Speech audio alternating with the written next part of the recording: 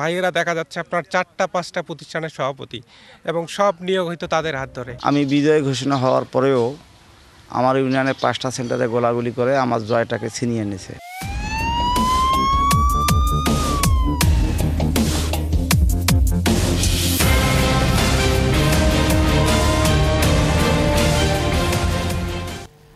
ছয় ভাইকে নিয়ে সাম্রাজ্য গড়ে তুলেছিলেন রংপুর 2 আসনের 3 বারের এমপি ডিউক চৌধুরী।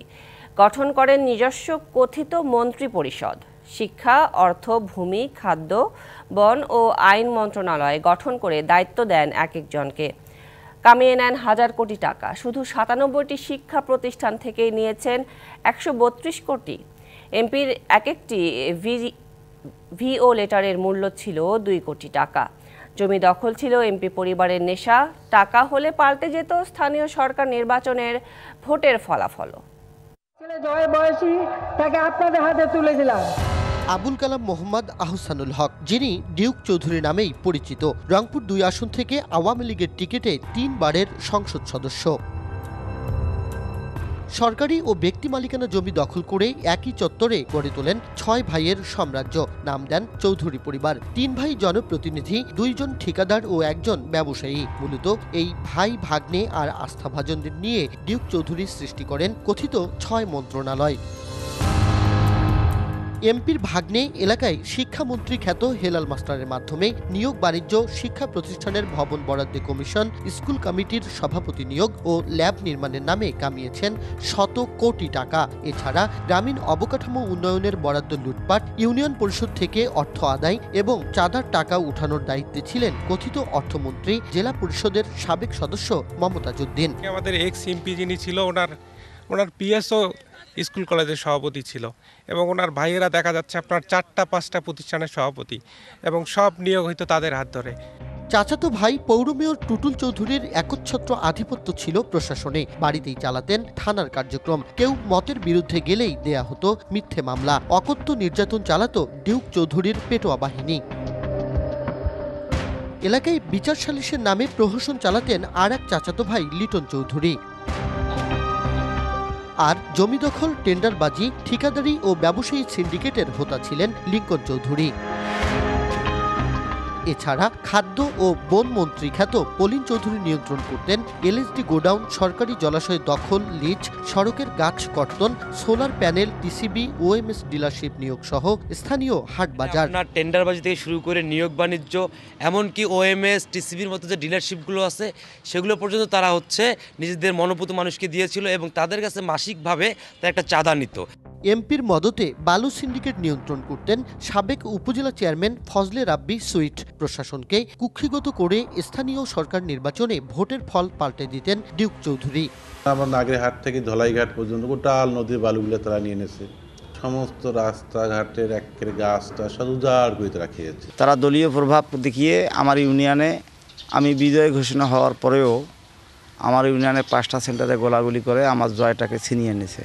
ক্ষমতার প্রভাবে মৃত বাবাকেও মুক্তিযোদ্ধার তালিকাভুক্ত করেন সাবেক এই এমপি। ডিও লেটারের জন্য নিতেন মোটা অঙ্কের টাকা। 3 কোটি টাকায় বদরগঞ্জ বালিকা বিদ্যালয় ও 2 কোটি টাকায় ডিগ্রি কলেজকে সরকারি করার ডিও লেটার দেন। তখন এমপি এসে তার বাসায় আমাকে ডাক দিলেন, বললেন যে দেখেন, যদি আপনি 2 কোটি টাকা আমাকে দেন এই ডিও লেটারের মূল্য, তাহলে আমি আপনার ওই কলেজ বাদ দিয়ে আপনার কলেজটাকে সরকারি আওতায় নিয়ে আসবো। রাজনৈতিক পট পরিবর্তনের পর নিরুদ্দেশ ডিউক চৌধুরী ও তার ভাইরা। যতগুলো অবকাঠামো আপনারা দেখতেছেন, বিগত সাংসদের হাত দিয়ে কিন্তু আমি উন্নয়নটা করেছি। এই কারণে আমাকে যতটুকু সময় ওনার সাথে থাকার দরকার ছিল আমি ততটুকু সময় ছিলাম। বদরগঞ্জ, তারাগঞ্জ উপজেলার প্রতিটি দপ্তরে একক আধিপত্য বিস্তার করে হাজার হাজার কোটি টাকার মালিক ডিউক চৌধুরী। তবে এলাকায় তার দৃশ্যমান কোনো সম্পদ নেই। ঢাকা সহ পদ্মা সেতু এলাকায় সম্পদ করার পাশাপাশি শ্যালক ও শেলিকার স্বামী ব্যাংক কর্মকর্তার কাছে নগদ টাকা গচ্ছিত রেখেছেন বলে জনশ্রুতি রয়েছে। হলফনামা অনুযায়ী 10 বছরের ডিউক চৌধুরীর বার্ষিক আয় 2,29,000 থেকে বেড়ে হয়েছে 24,41,000 টাকা। স্থাবর সম্পত্তি দেখিয়েছেন মাত্র 70,000 টাকা, আর 4.5 লাখ টাকার অস্থাবর সম্পত্তি হয়েছে 1.5 কোটি টাকা। ডিউকের স্ত্রী গৃহিণী হলেও বেড়েছে তার সম্পদ। দুর্নীতির যথাযথ তদন্ত করে ডিউকের কঠোর বিচারের দাবি সুশাসনের জন্য নাগরিকের। আজকে যারা দুর্নীতি করে ফুলে ফেপে সমাজে সম্পদশালী বিত্তশালী হয়েছে তাদের বিরুদ্ধে কিন্তু অবশ্যই ব্যবস্থা নেওয়া দরকার। 90 পরবর্তী সময়ে বদরগঞ্জ তারাগঞ্জ উপজেলা কবজায় নেয় ডিউকের পরিবার। তার চাচা সাবেক যোগাযোগ মন্ত্রী আনিসুল হকের আমল থেকে এলাকাটিতে চলে চৌধুরী পরিবারের দুঃশাসন। আওয়ামী লীগ সরকার পতনের পর বিক্ষুব্ধ জনতা গুড়িয়ে দিয়েছে তাদের সাম্রাজ্য। Majed Masud, DBC news, Rangpur. আসলে সুরভি আলম তরুণী, আপনি নিশ্চয়ই জানেন যে আসলে 10.5 বছর এই ক্ষমতায় ছিলেন ডিউক চৌধুরী। তো এই তার 10.5 বছরের আমল অল্প সময়ে তুলে আনা বেশ মুশকিল। অনেক কিছুই কিন্তু আমরা প্রতিবেদনে তুলে আনতে পারিনি আমাদের সীমাবদ্ধতার কারণে। তবে আমরা দেখেছি ডিউক চৌধুরী যে সাম্রাজ্য গড়ে তুলেছিল বদরগঞ্জ এবং তারাগঞ্জ উপজেলায়, এই তাদের সাম্রাজ্যের যে দুঃশাসন, এই দুঃশাসনে প্রত্যেকটি মানুষ ওই উপজেলার অতিষ্ঠ হয়ে উঠেছেন।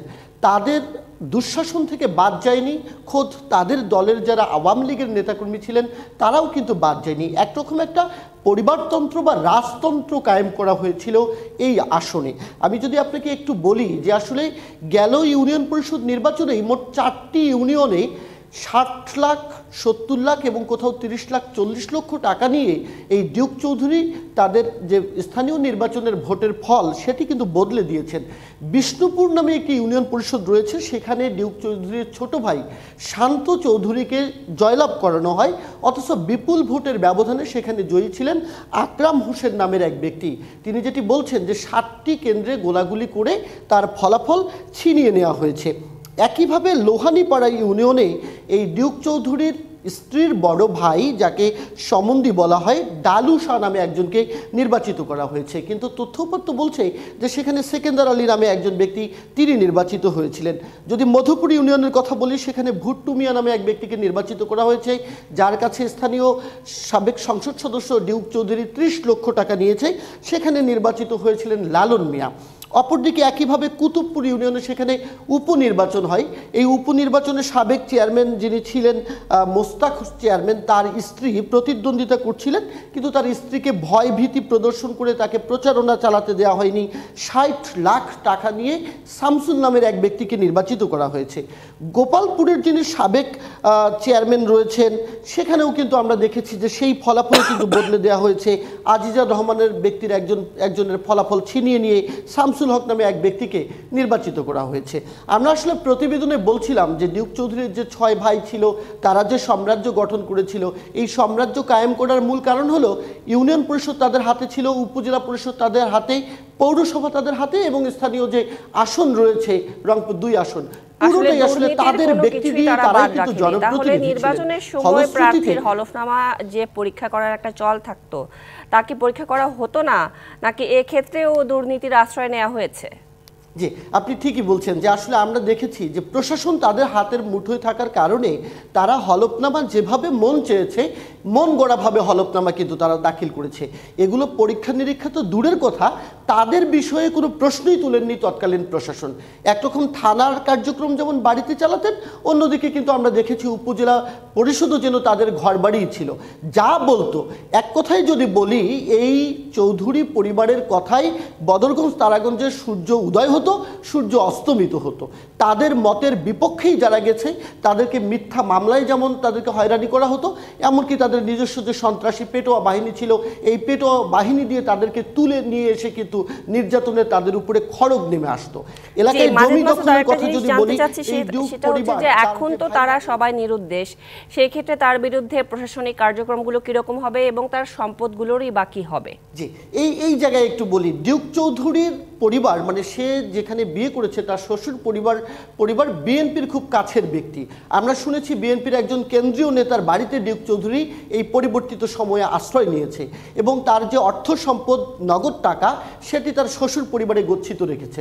অর্থাৎ স্থানীয় বিএনপি বলি কিংবা কেন্দ্রীয় বিএনপি বলি, এই বিএনপির মদত নিয়ে কিন্তু এখন ডিউক চৌধুরী নিজেকে আড়াল করেছে, এবং তার ভাইয়েরাও শোনা যায় যে তাদের শেল্টারেই বিভিন্ন জায়গায় রয়েছে।